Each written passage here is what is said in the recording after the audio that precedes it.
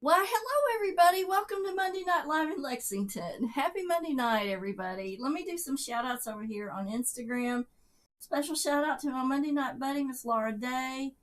And a shout out to London, Brondesbury Holistic. Good to see you tonight. Hey to all the people here on Facebook and Instagram and on YouTube. And let's find out. We've brought back What's for Dinner, David. So let's find out what's for dinner, David. What's for dinner, indeed. This evening, we're going to just keep things simple. Have some nice ribeyes that I bought locally.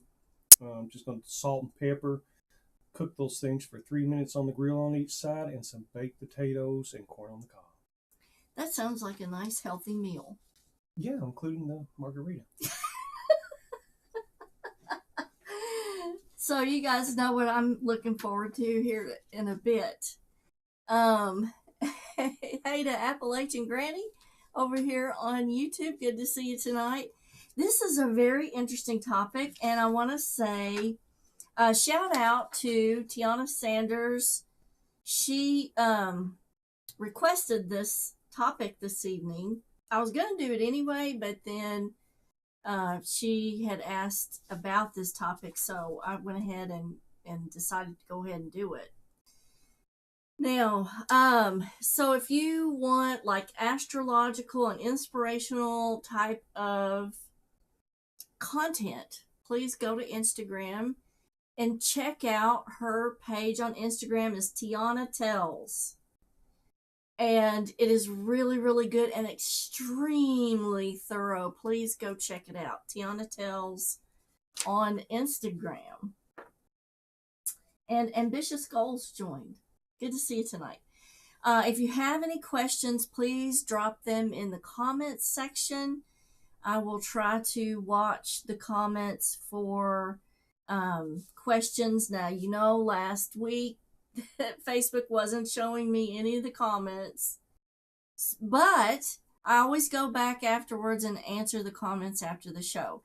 Hey to Tara Wheeler and Ina Thompson on Facebook. Good to see you tonight. And let's see, wondering if I'm even doing it right. Yeah. It says live chat. Show the live chat. Well, show the live chat to me. So a lot of times when we're in a conversation, we think somebody may not be telling us the truth. And is that so? Is that the case? Now, these techniques that I'm going to give you tonight are not a hard and fast rule, but they're just examples that you may want to try to see if they work for you, or to see if, you know, maybe it validates something that you've been through lately. Because I'll tell you what has become a huge problem is gaslighting. Gaslighting has become a huge problem, and so I kind of threw that in here as one of the things that we need to be use our intuition and be wary of. So we're using the subconscious as a filter to detect whether or not somebody is telling the truth. Is it a complete truth? Is maybe a partial truth? And the subconscious filters the quantum field, and it does that and detects things that are not apparent to our conscious mind. So it can filter things from down the street, next door, things that we're not really immediately privy to, and this might be really valuable for us. But the only way that your subconscious has to communicate this is through gut feeling and dreams, or visual imageries that are impressed on you. So what you're going to do is you're going to pair your true gut feeling along with these intuitive indicators that we're going to go over to make the best judgment for yourself that you can. And so these are just examples. They are not absolutes. Okay, but in my experience, they have worked over the years. So you're going to use your gut feeling along with these evaluators. So, number one on evaluators, and after we go through the evaluators, I'm going to give 4 examples of how you can help somebody tell the truth. How can you open the door for them to be honest with you? But we'll go over 5 evaluators that you're going to use when you're trying to get at the truth of something. So, number one, I think, is the most important, and that is when you question someone, if you sense with your intuition a long hesitancy or a pause. This could indicate a lag phase while the person is trying to either evaluate what you want to hear, and so they're formulating in their mind, okay, what is it that she wants to hear or he wants to hear? And how can I fit this into the conversation to give them what they want? Or it could be that they're trying to formulate a reasonable excuse for their actions after being called out on them. So anytime you sense that lag phase before they start in on either an explanation or a big dissertation that fits what you want to hear, you can kind of say, okay, they took that moment, that lag phase, to formulate in their mind how they wanted to present it to you. So you're really going to have to use your intuitive senses to see, is there a pause between the question or pointing out something and what they go into? Okay. So that could be an explanation for why there's that pause in the minute there where they're trying to get together what they want to say. Hey to Tim Crow, good to see you tonight. The second thing is sensing. If you use your senses to evaluate an underlying agitation in the person's demeanor, like, fidgeting, stuttering, gesturing, excessive talking, excessive explanations that are detailed, things that you really don't want to know that they bring up, and just a change in the demeanor is a big red flag that you sense with your intuition. If they go from pleasant to extremely agitated, and then let's say they're playing with their hair, their lips, and they're fidgeting really bad or something like that, that sensing could tell you that maybe they're not telling the truth. Maybe that's something that you need to pay attention to. Number 3 is sensing a block of energy, and this usually happens right before gaslighting occurs. And it's people can not give you, like, they won't give you details. There are a lack of specific or lack of details, being really vague, or avoidance of answering the concerns. And when subjects are brought up, they are evasive or refuse to engage. And gaslighting kind of goes in here because they will insist that you don't remember it correctly. Okay, so that's an evasive tactic that they're counting on you not expecting that. Okay, because twisting the energy and putting it back to you puts you then on the defensive, and they're now on the offensive. And so that's one way that gaslighting kind of changes the table there in the energy between the two people that are having the interaction. So when subjects that are brought up, they're really evasive or refuse to engage, and then they turn it on you and say, well, you're remembering it wrong. It's you that's the problem. That's for me a kind of a dead giveaway. Number 4 is interesting, and I haven't really had this happen to me that much, Hey to Missy Miss over here on Instagram. Good to see you, girl. Miss you. Uncomfortable staring at you, or it's either one way or another. They're either staring at you uncomfortably, like this, or they can't look at you. Okay, it's going to be one or the other. And I think that has to do with the persona that you are involved with. If somebody is very forceful and kind of charismatic, they may stare at you to bring your energy down under their power. If they can't look at you, then that is sort of an evasive gesture that they're embarrassed about what they're telling you, and they know it's not believable. Okay, so they can't really look at you. So it's very interesting, but it's either going to be one or the other. Gazing around the room if they can't look at you.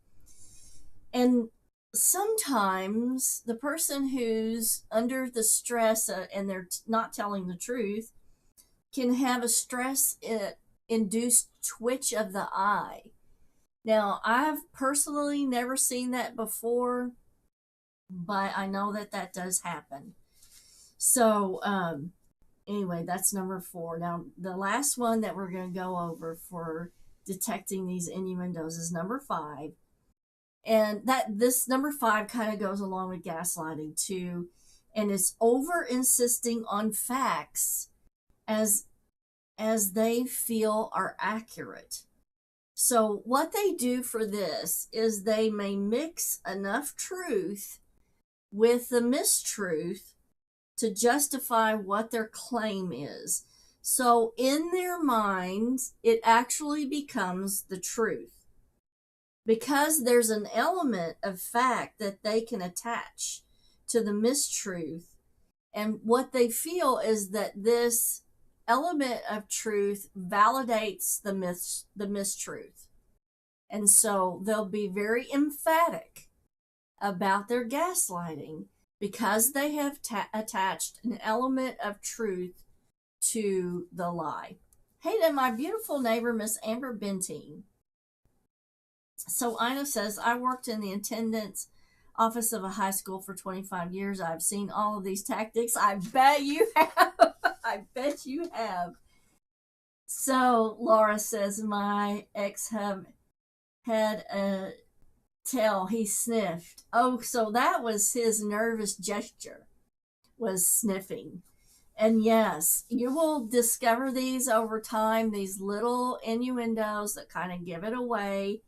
And and then you find out the truth. Now, I wanted to not only go over how to tell whether or not somebody is. Hey to my other beautiful neighbor, Miss Angela Shields, good to see you tonight. But I wanted to also go over how can you help somebody tell the truth?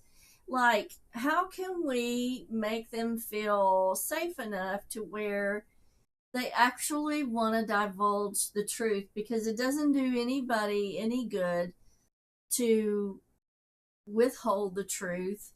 But if you can help them tell the truth, then maybe you can work through the problem. Maybe you can work through things. So some of the ways to do that, and I've got 4 down here for you, how to help somebody tell the truth. Number 1, and I wasn't aware of this either, is to talk to them by yourself, but over food, like over lunch or over dinner, because statistics show that people are known to tell the truth more while they're eating, and it has to do with the fact of whether they're comfortable. And if you're by yourself, they're more likely to divulge something or fess up to something. But do take them out in a relaxed way, have dinner or have lunch, and then talk to them about the situation. Hey to Cynthia Silva, good to see you tonight. But I didn't know that about eating food. Statistics show that if a person is eating, they're much more likely to tell the truth. Number 2 is Don't make accusations right from the start, because this is going to cause the person to block or to gaslight. Um, and so what you can do is just sort of take a roundabout way to the conversation. Hey, to Kate over here on YouTube, good to see you tonight. Glad you're here. But you may want to ask, not pointed questions, but questions that allow them to divulge the information. So you're going to make a roundabout way to get to the subject. Number 3 is, like, let's say if you've tried number 1, if you tried number 2, then we'll go to number 3. And that is just stating in a polite way what you feel like the truth may be, and then let them know in a way that's safe, that they can tell you that is this what happened, and that you can work with them on a solution or rectifying a situation. So that would be giving them the option, through number 1 and number 2 to tell you the truth, but then in a polite way saying, you know what, I feel like may have happened. I feel like maybe you might have had to do this because you were scared or you were upset. And I just want you to know that this is something that we can work on. This is something that I can help you find a solution to. And that opens up a lot of doors for them, because if you sense that a certain situation has happened and that's correct, and that's what you say, I feel like this happened, and it turns out being correct, then in their consciousness they're like, well, they already know what happened, and she's sitting here telling me that she's willing to work with me on a solution to rectify the situation. They're really apt to tell you exactly what happened and to be willing to work with you to get a solution to the problem. Special shout out to Judith Hessick over here on YouTube. Good to see you tonight.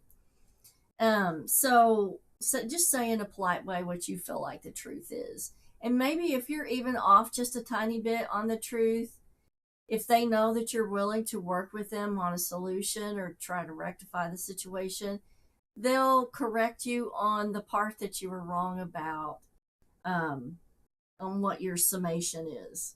Okay, let's go into the last one, is to help them see short-term solutions to the problem. Because when a person starts thinking of things in a long-term way, like long-term being, oh my God, I could go to jail, I could lose all my property, that's when they start to block and they'll shut down.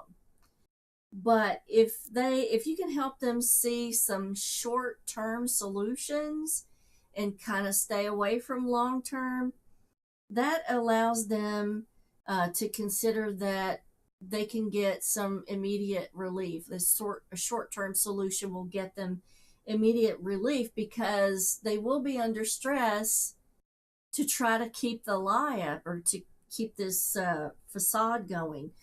So if they know that you're willing to work with them on some short-term solutions, they definitely may just open up to you to help you find out what the truth is.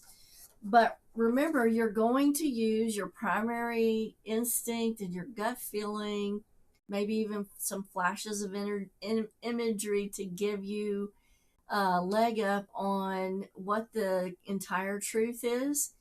I hope that these little tips kind of help you navigate your way in not only finding out what the real truth is, but being able to help the person give you the truth and to work with you on a solution. Now, I got a request from another special person, and I'll announce them next week. They are really, really special, and they wanted a show on what the basic gemstones, like what's the basic gemstone collection that they should have, because as you know, I'm doing daily um, astrological, the moon influences I'm doing daily on Instagram, on Facebook, on TikTok, and on YouTube.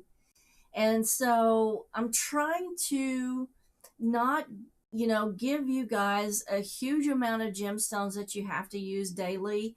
I'm trying to keep it to a certain number, under 20, of basic type of gemstones that you can use or carry on a daily basis.